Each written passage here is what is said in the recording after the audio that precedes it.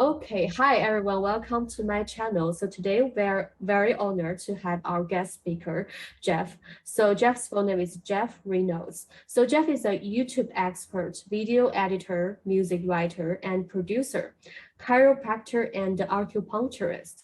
His YouTube channels have over a billion views and over 1 million subscribers. Currently, his most active production is the JeffMara podcast, where he talks about all kinds of paranormal things like near-death experiences, UFOs, psychics, and more. His podcast provides a place for guests to express their stories and not to be openly ridiculed. So thank you for being here, Jeff. Very honored to have you. Well, thank you for having me, Amy. Okay, let's begin our questions. So, when you send me your personal profile, I found it very interesting because you are doing lots of jobs as very talented of you. And also one word caught my eye in particular, it's called the chiropractic, right? Hmm. Because before you asked me about traditional Chinese medicine, I didn't realize you are doing, chiropractic and also acupuncture. These are often related to alternative medicine, right? And also kind of related to Chinese traditional medicine. We have our like acupuncture as well. So could you maybe talk a little bit about your career history? Like how did you get into this? Sure. For your audience, if they don't know what chiropractic is, chiropractic, gosh, I haven't actually said this and I haven't actually gave an answer about chiropractic in a long time, but chiropractic is, I'm trying to think of the great definition. Chiropractic is this, chiropractic is the chiropractic is the science of spinal manipulation. And it's used for one, for pain relief, and for two, to relieve pressure off the central nervous system. Manipulation of the spine has been around probably for thousands of years. And in the late 1800s, a man named D.D. Palmer rediscovered it and started manipulating people to help them with their pain and with their problems. And it just developed into a science and a profession over the years. It's a lot of people in the United States or the Western world would consider it complementary medicine or alternative medicine, but it's gained a status as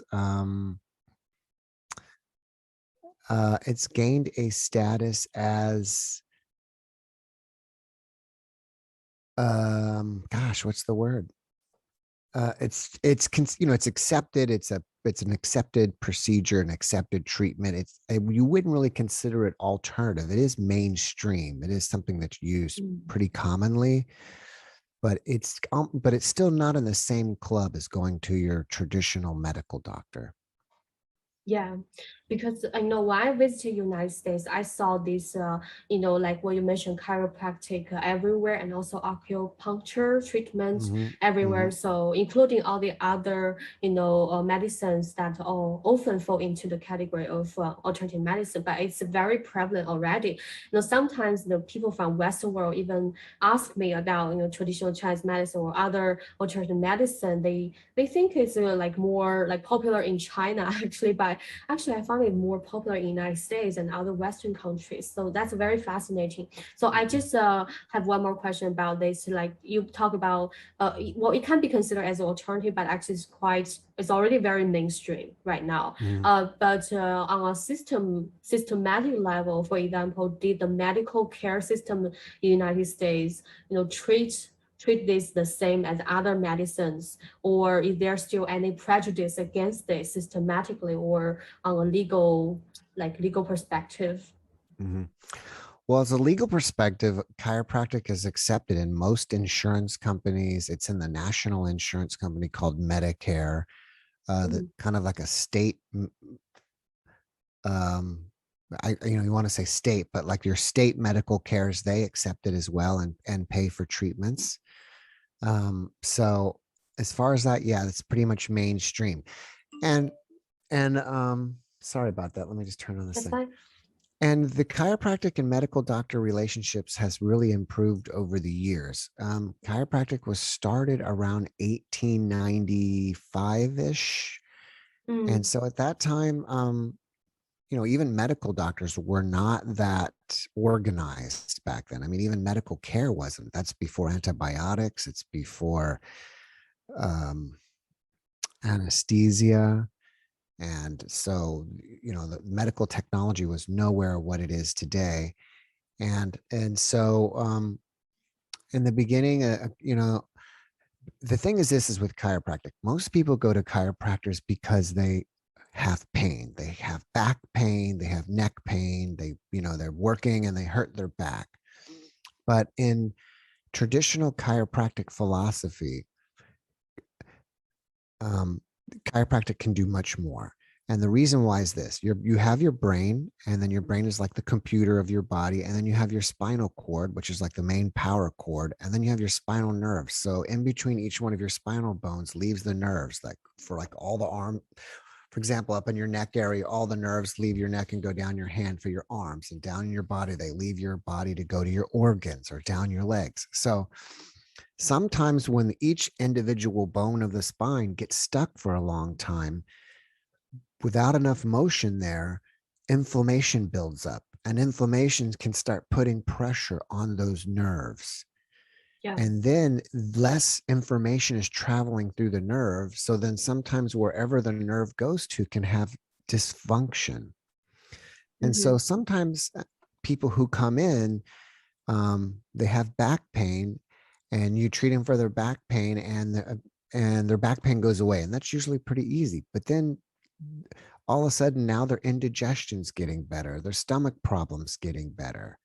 They can breathe better now because we're taking the pressure off the nerves.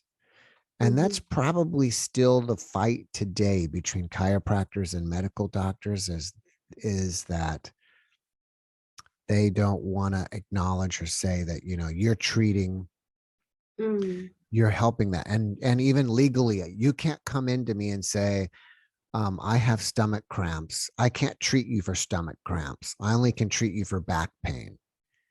Yeah, if that makes sense, because we're kind of like, okay, you guys can have pain. That's what, the government gave us. You can treat people for pain, but for organ problems or whatever, we don't think that chiropractic works for that.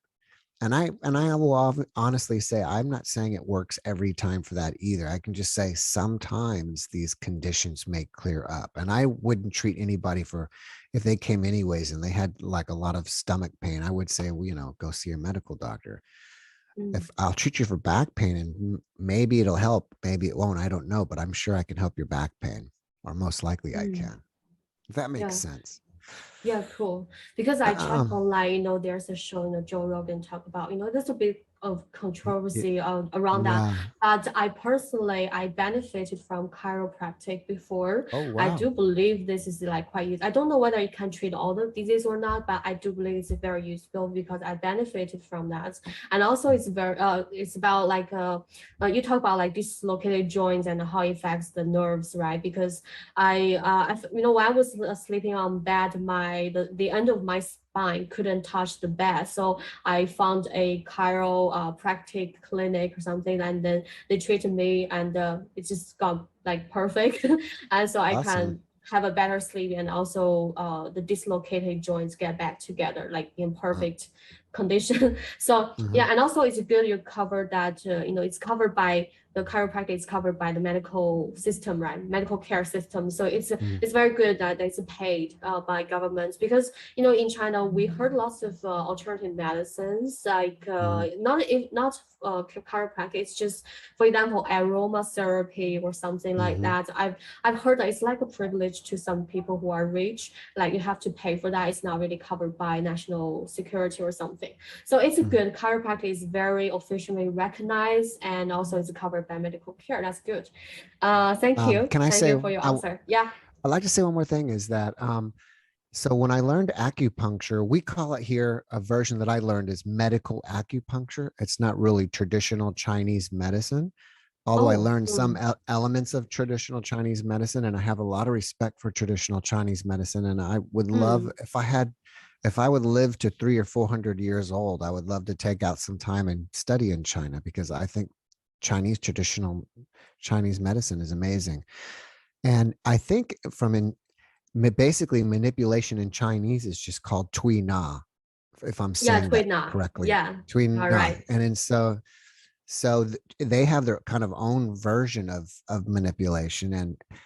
And from what I learned, I learned a little, from what I learned, let me repeat that. From what I learned, there's Chinese acupuncture, and then Japanese do it a little bit different, and then Koreans do it a little bit different. So I learned a little bit of different procedures and different philosophies and techniques and theories on how to apply the acupuncture, because each nation does them differently. And what I find them also very fascinating about traditional Chinese medicine is the herbal stuff that they do is amazing. Yeah. They have a lot of amazing herbal treatments. Yes, that's true. And it's very complicated to learn. When I was going to get admitted to the university, my mom actually told me to study traditional Chinese medicine, but I said no, because actually I wasn't quite interested in traditional Chinese medicine back then. I thought it's like quite old-fashioned in my perspective. But later, actually, when I grew older, I find it very useful. And actually, what's fascinating that everywhere I go, for example, I'm traveling in Netherlands, a lady there, from Netherlands told me, okay, you have to study traditional Chinese medicine, the traditional Chinese philosophy. Like they even respect my culture more than I did back then. So I felt like, okay, I should learn something about my own culture. And also it's good you brought that up, because I was going to ask this question, because when you mentioned acupuncture, I did thought about the possibility that it's related to Chinese like acupuncture, but I know there are different schools of thought and different countries have different practices. So, but it's also, basically the fundamental principles are quite, I think that they are quite spiritual practices. But of course, by the way, there's a question about, scientific, you mentioned the term, like scientific medical acupuncture, right? Some people in the medical industry or who are doctors, they will, for example, Western doctors, they will argue that it's very hard to study with our modern scientific way to study acupuncture or other spiritual practices, medical practices.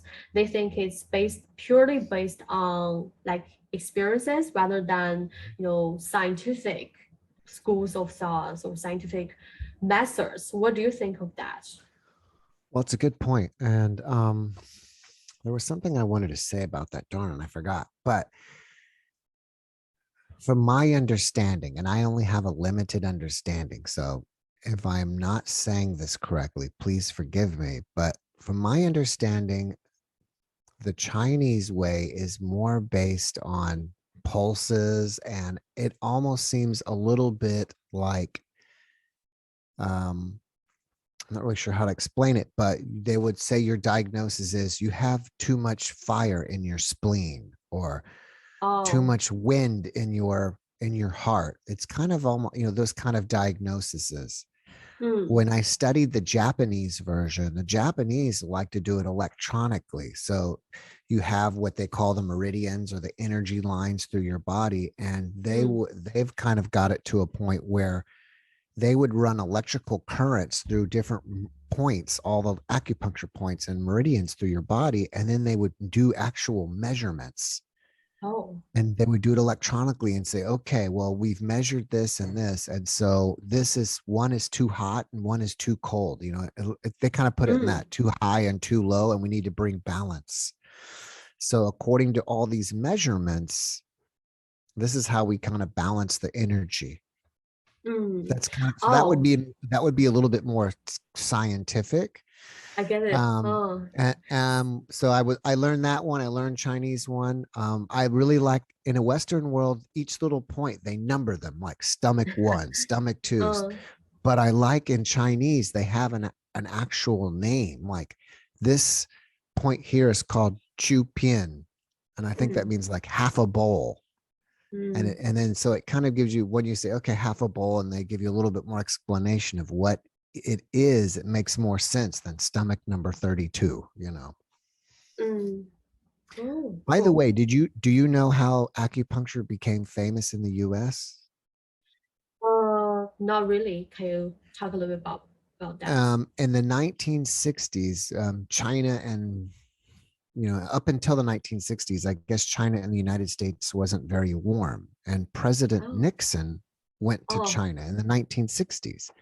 mm, And so while he was over there, one of his staff members got appendicitis. oh, And so while they were there, he got a surgery.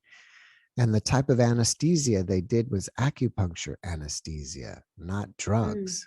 wow. And so there's a way that if you put the needles in a certain area and then you use electricity, it creates anesthesia. So they were able to remove it like that.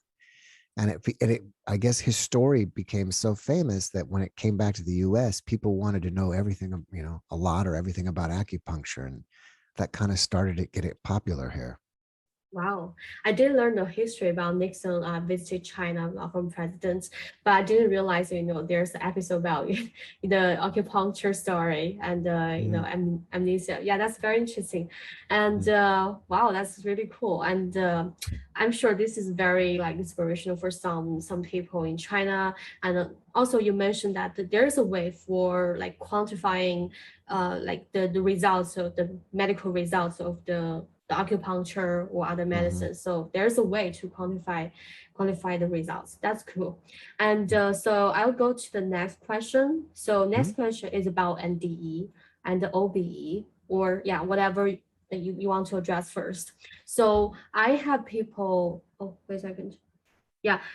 So what prompted you to create a podcast on NDE? And of course, you cover lots of other topics as well, including spirituality, UFOs, and the psychics, medium channeling, etc. So could you tell us a little bit about your personal stories, for example, especially when it comes to your personal spiritual awakening stories? Do you have any like stories to share with us? Thank you. Well, last year, about a year and a half ago, I decided to create a YouTube channel based on me. I had been thinking about it for quite a while, but I finally started it. Most of my other channels are based on my children. They're children's channels. And there's a very popular radio show here it's on in the middle of the night. So being in the middle of the night, it's a little bit spookier anyways, because it's nighttime, it gives you that feeling. And that radio show, it's very famous. And basically on the radio show, they mostly talk about UFOs and near-death experiences and ghosts and psychics and all kinds of, paranormal stories. And when I was a musician and I would play out late at night, I would, after I would pack up and driving home, I would listen to that radio station. So Mm, I was inspired by it mm, and decided that I wanted to create a podcast that had the same type of guests. And in the beginning, it was difficult to find the guests, but I finally got my first near-death experience guest about 2 or 3 months after I started, and it went well. And I was lucky enough to kind of work from that one to meet other people. oh, My podcast, a lot of people, the majority of my videos on that channel are near death experience oriented, but that's really not the only thing I do. It's just that it's so much that I do. People think that that's all I do. They get confused. oh, But clearly, if you go to just the homepage of my YouTube, you'll see mhm, near death experiences, mm. UFOs, Yeah, psychics, I saw that da da da da da. categories. Even though I don't do them, it's kind of like the majority is near death experience. Let's say 75%, and then 25% is other. And I for me, I want to get the channel really, really big, a million subscribers or more. And I don't really think that just doing NDEs alone will get me there. Yeah, that makes sense. And Mm, and there are a lot of people that like UFOs that like NDEs. mm, And so I'm trying to grab that UFO audience. And there's a lot of mhm. people who love to talk about ghosts who also like NDEs. So I'm just kind of slowly trying to bring the audience in. It's just taking some time. That's Hope that cool. answered your question. Yeah, sure. That's very cool. So, so you just like by accident, like kind of started this channel. So you didn't really have like any personal stories like about NDE, right? And No, mhm. I've never Okay. had one, and I like that because um, I don't feel like I'm trying to push my story. Mm-hmm. And really, I try to tell people that the podcast is not about me because I have Right. nothing to share. It's about the guests. Mm-hmm. And sometimes I jokingly say, but it's true. I'll say, look, I'm the sky and Mm-hmm. you guests are the stars that can shine in the sky. I'm just giving you a place to shine.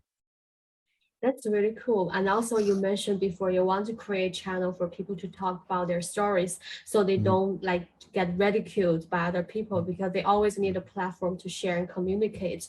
That's very good. So I'm going to ask this question first because Mhm. considering the special these are very special topics in our society, right? People will call these like fringe topics, fringe sciences, very Mhm. frontier knowledge. So for you and your family members, because I just realized recently, like JeffMara podcast, Mara is your wife's name, right?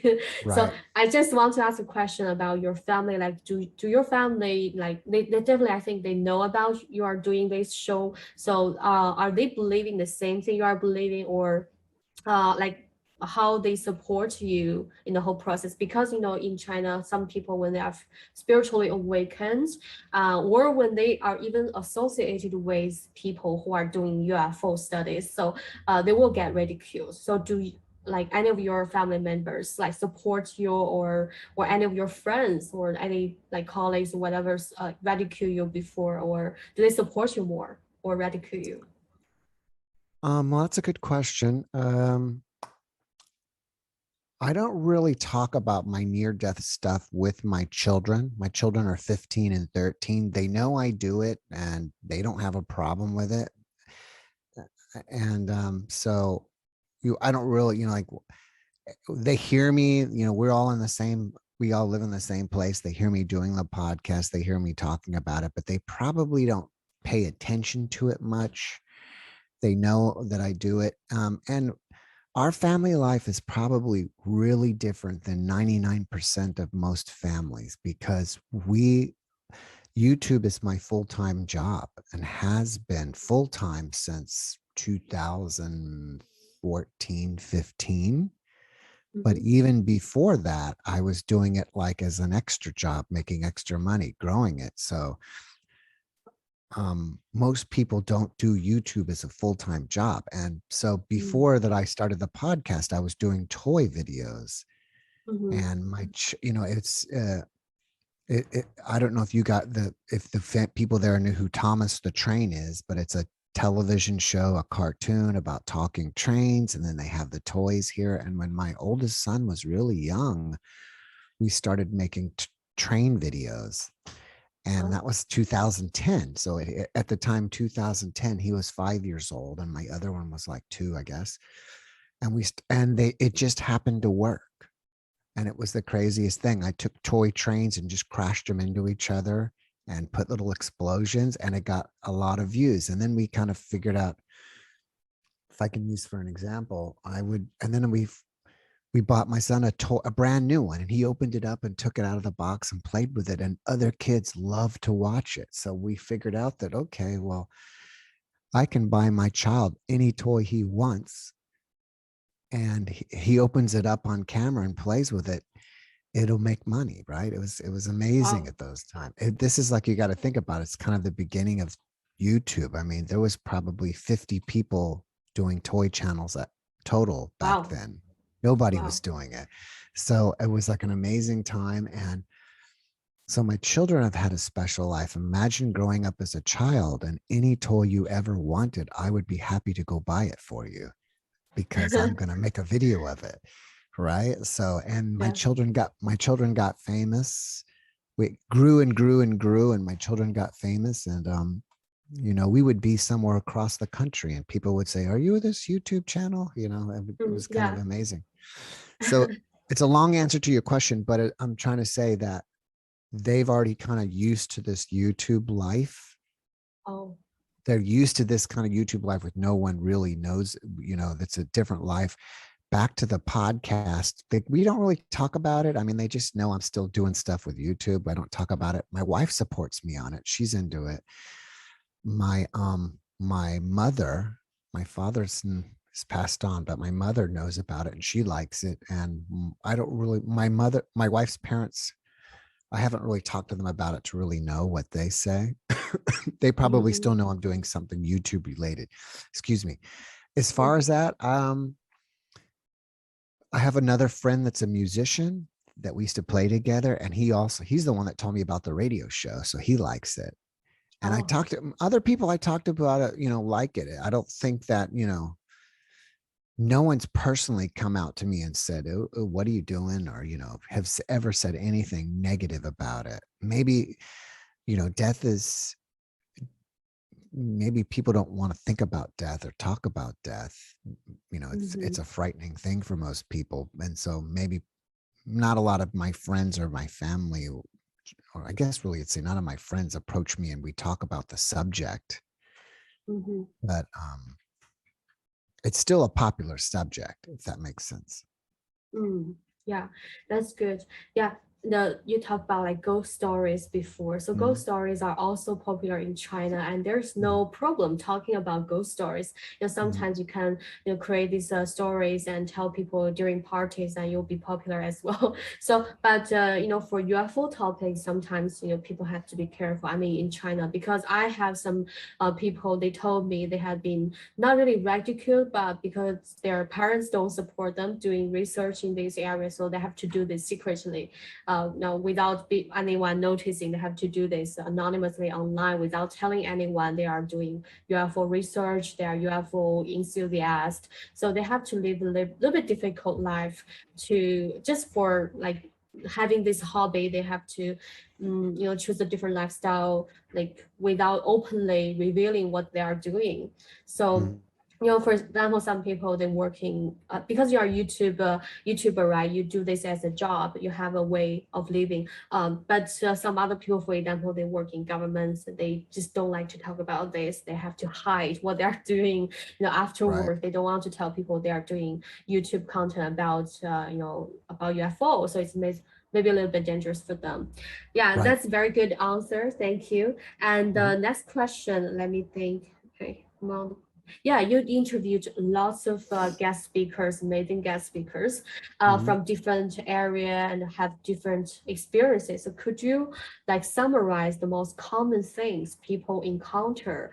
So this question is about NDE. Could you summarize the common experiences people have during near-death experiences or out-of-body experiences?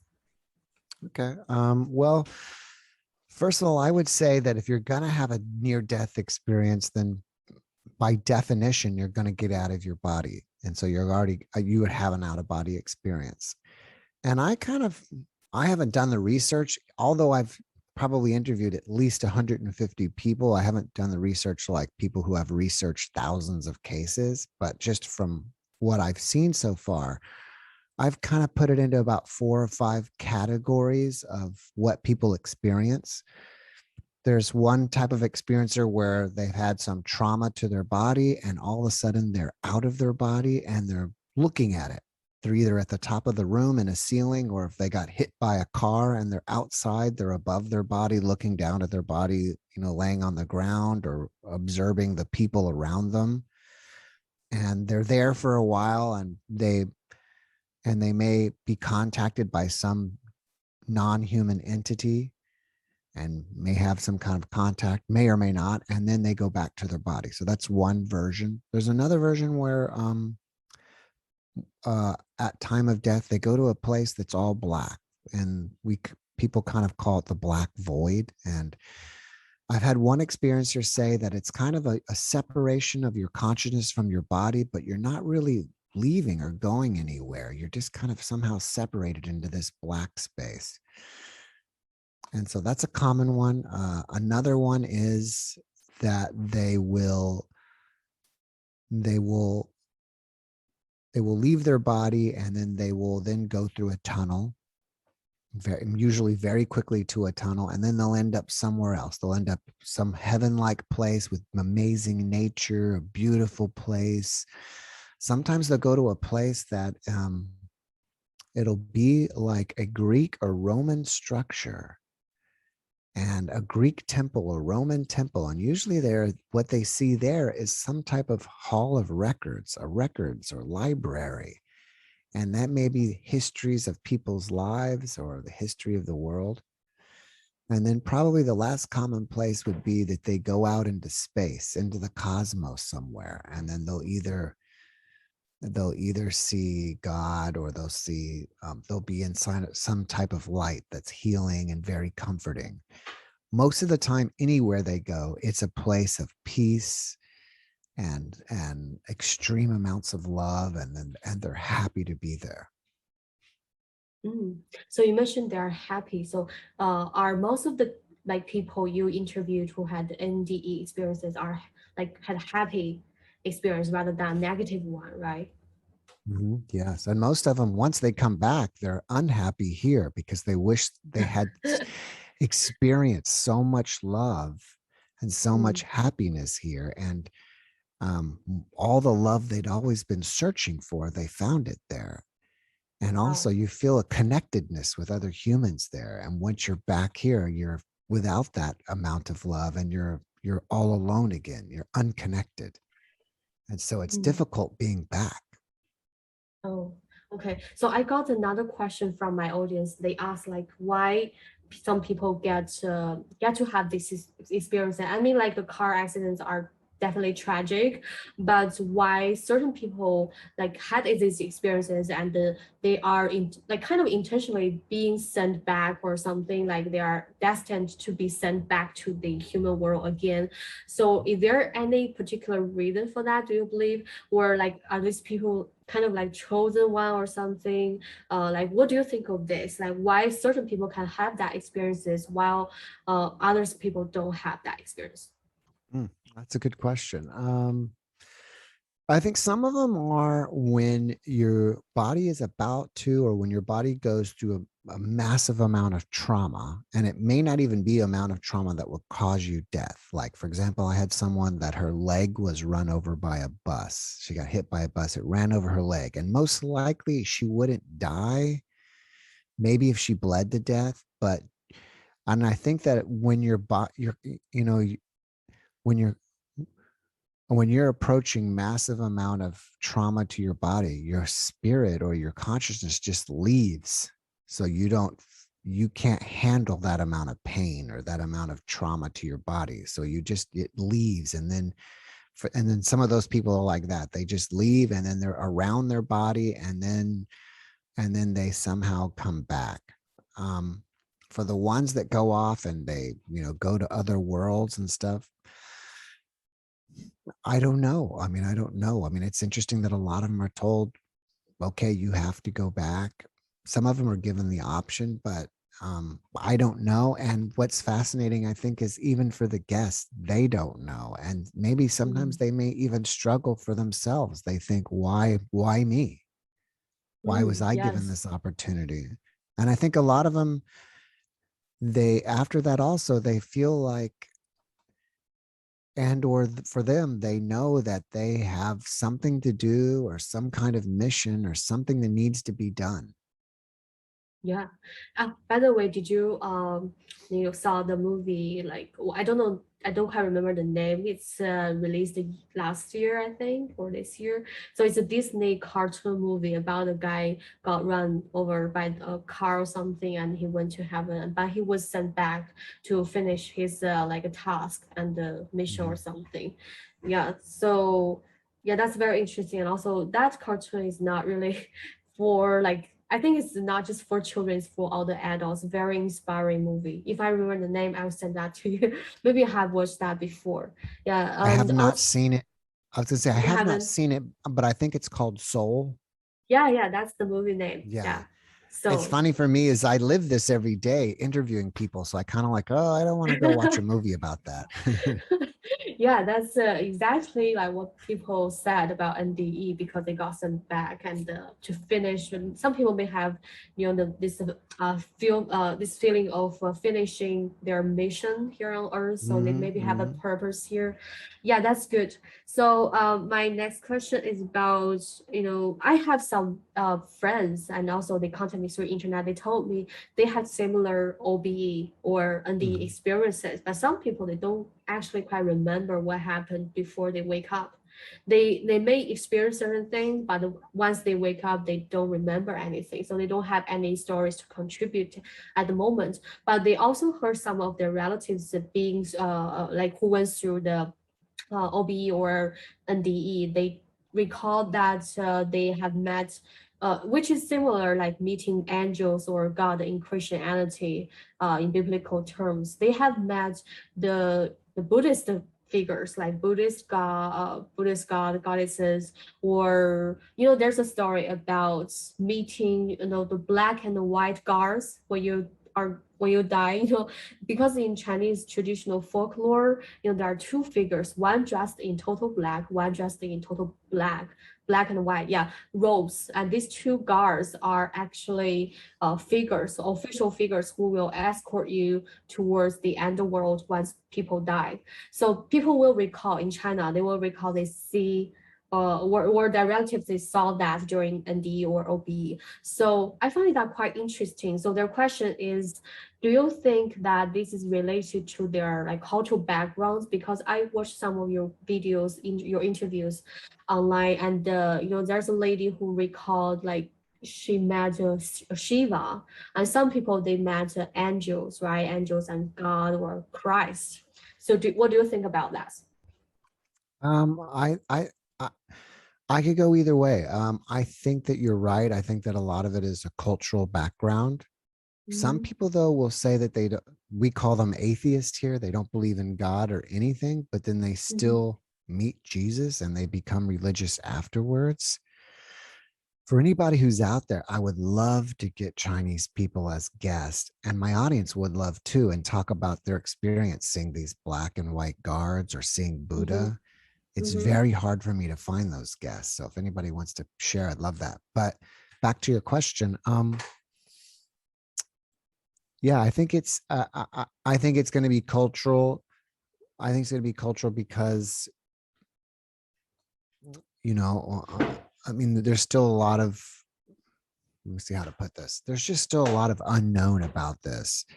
Are you really seeing the guests? Or you mean not the guests? Are you really seeing these people, or are there angelic beings that represent as your cultural choices to help you, help you when you're there and help you assimilate and help you understand, so they appear as these cultural beings? Mhm. Or is it your mind? I don't really know. Yeah, and I wish I could give you the answer, but for the most part, culturally, yes, Christians are going to see Jesus. I haven't talked to many Muslims, but probably Muslims would see Muhammad.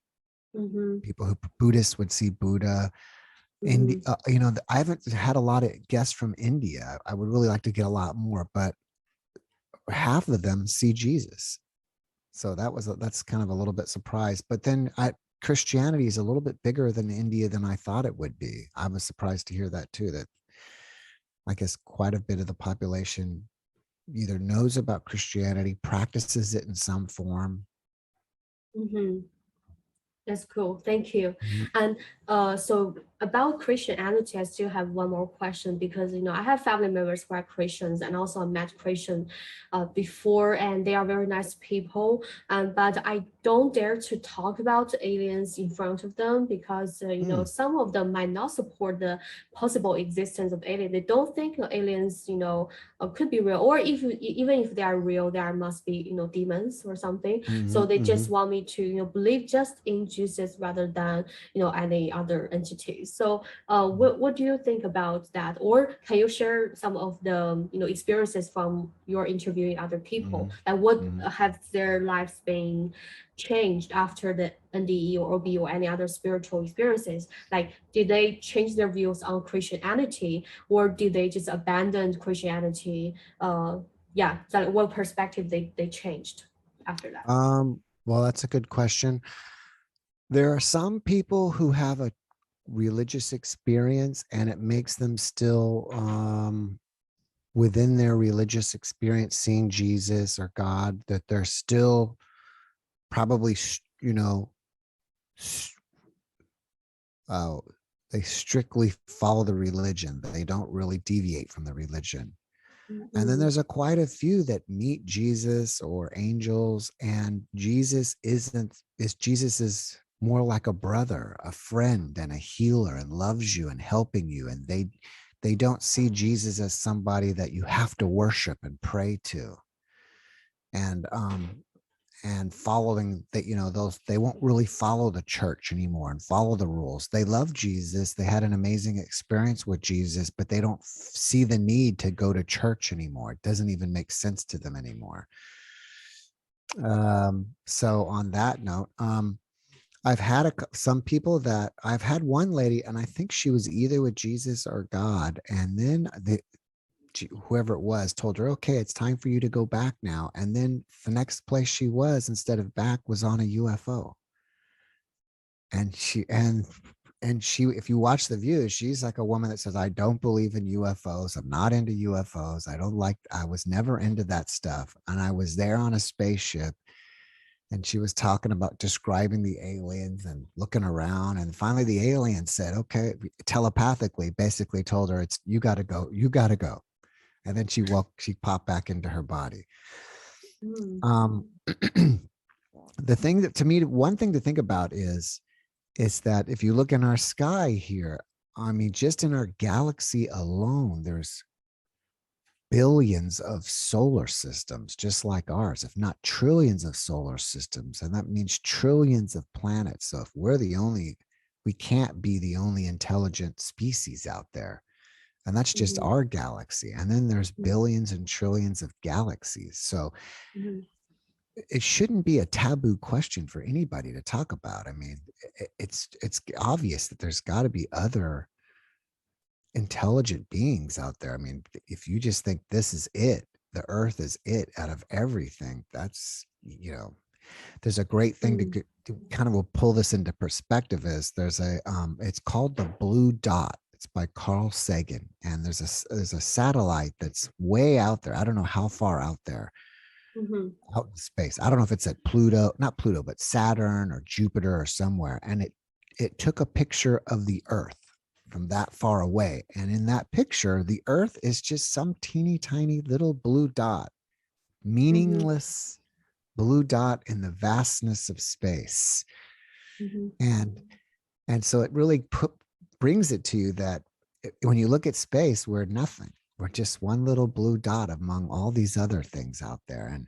And it's a beautiful writing that he talk about, here on this blue dot are everybody you've ever known, all the countries, all the wars, all the trauma, and all the kings, and everybody fighting over stuff, in this insignificant little dot. Yeah. So I don't know where I'm going with this, but so I was just trying to say that UFOs shouldn't be a taboo subject, and worldwide people are more talking about this galactic federation. I mean, some head of Israel, or retired general, talked about recently that there's a galactic federation out there, and space isn't even what you think it is. That was the most shocking thing to me, is he said space isn't what you think it is. And what's kind of cool is that UFOs are slowly getting tied together with NDEs, because some people who are during their NDEs, I've had people tell me they've gone to other planets that are totally, twice I've had this, that are totally water planets, and people are water beings there. And so or they'll see other non-human intelligent beings out there. And to finish with that, to travel from planet to planet, they're very far away, light years. So it seems, and that's, I think, why the scientific community says, okay, even if they're there, they're so far away, there's no way they're going to travel here. It's too far. But during near-death experiences, you can travel to where you are instantaneously by thought. Yes. Okay, I want to all of a sudden, I just thought about being at a park and I'm instantly there. So some people are thinking that maybe UFOs, one second, Sure. it's the teapot. What UFOs are traveling through space almost like by thought to cross those vast distances. And so, if you, and I don't know if you can, you start getting into science fiction, Yes. crossing those vast distances, but maybe it's possible. I don't know. Yeah, because I remember in Buddhist scriptures that there was some quotes about, the fastest speed in the universe is not, it's our consciousness. So I'm glad you brought up the non-local consciousness thing, and also how this is related to both UFO and NDE. And also, I'm going to interview, Ray Hernandez, which, also think you have interviewed him before, and then also he done lots of research on this, like how consciousness is, well, like connecting everything, including UFO and the NDE and all the other experiences. That's very good. And oh, by the way, I remember, once I was in Beijing for a conference, a scientist actually, he's a scientist in quantum computing, quantum physics. So he's working for like the space exploration department in China. I don't quite remember the exact details. Anyway, he brought up that we now have the capability, have the technology to teleport one particle from one place to another in like a millisecond or something without losing, like without too much time. So he basically talked that it's still possible. It's possible to teleport one person to another location in the future, because we are made of particles. We are made up of particles, so there's no difference between transporting one or teleporting one particle to teleporting one human being. So not much difference. So it's totally can be realized by scientific studies or scientific methods. And also the consciousness is related to that. So teleportation can be achieved by consciousness, possible, yeah, or can be achieved by scientific studies, science methods. So maybe these two are the same. So that's very good. And also the next question is about, okay, this may sound a little bit like very interesting. So this guy asked a question about COVID pandemic, because you also interview some like channelers, people who there's a guy who saw future, I remember, during his NDE. So did you get any information from them about the COVID pandemic and when it will end, and maybe anything else related to vaccine or something?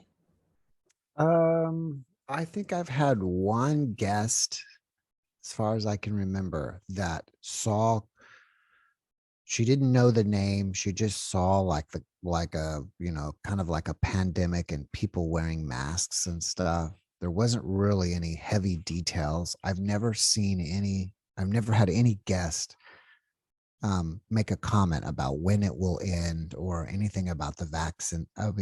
The vaccination, just kind of like a global sickness. I know I have one for sure that said that she saw that a few years ago. Maybe another one, but I don't really have a lot of information on that. Okay, that's cool. And because you also interview, channelers and who do channeling, and sometimes people will tend to think that there's no free will, there's just destiny, everything is like already written. So I have a friend who is asking this question, like, do you believe in free will or destiny? Do you think that everything is already set up and there's nothing you can do, or like how can you program, like change your life to change the programming of your life? Yeah. I don't know. That's a great question too, because I think about that myself. Is everything already played out? I mean, or not? And I kind of feel not. Maybe that's my own ego wanting me to say no. How could it? Every decision that you've made, every choice is already played out. But I definitely don't say it's impossible. I still say it's possible. And that's just such a long question. I mean, so many different ways I can go on answering that. But for that, yeah, I kind of think that it would be it would be that you shouldn't be able to do that, but so many people supposedly see the future. And I mean, I even know someone close to me that kind of sees the future. So we talk about that, how is it that, someone is knowing about events before they happen? So, gosh, that's like I said, it's a great question. It's hard to know.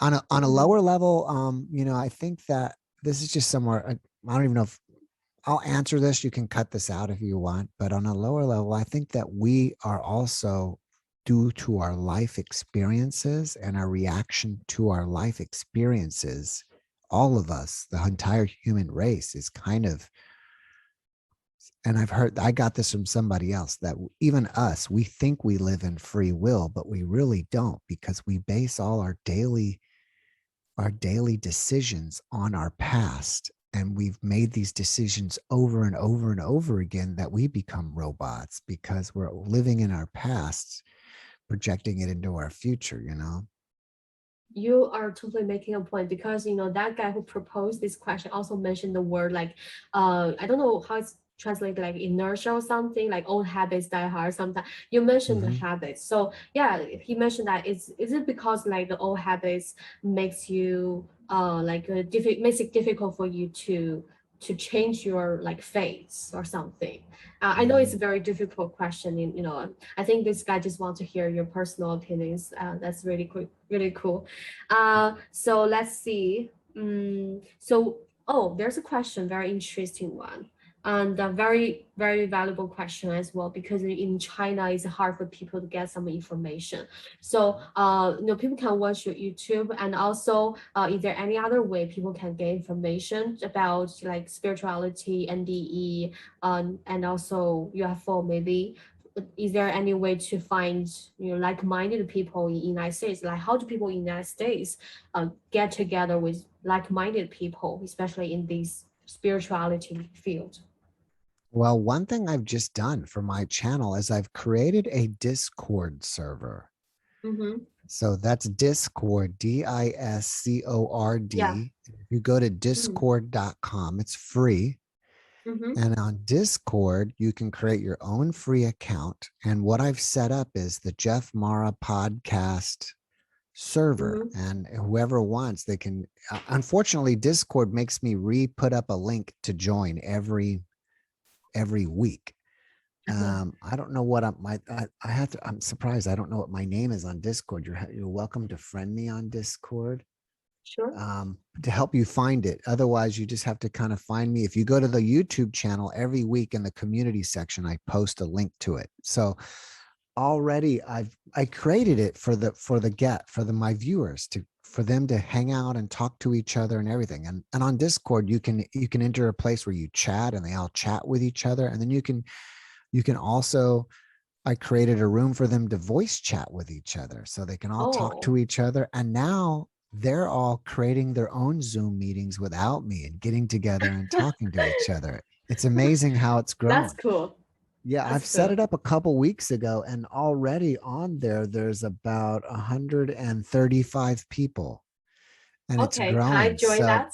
of course you can. Like I said, everybody can join, and they all and on Saturday nights Mm-hmm. on my time, I'm in Texas, so it's Central US time. From every Yeah. Saturday night from 7 to 9 ish. I usually Mm-hmm. always, most of the time I go over 9 o'clock.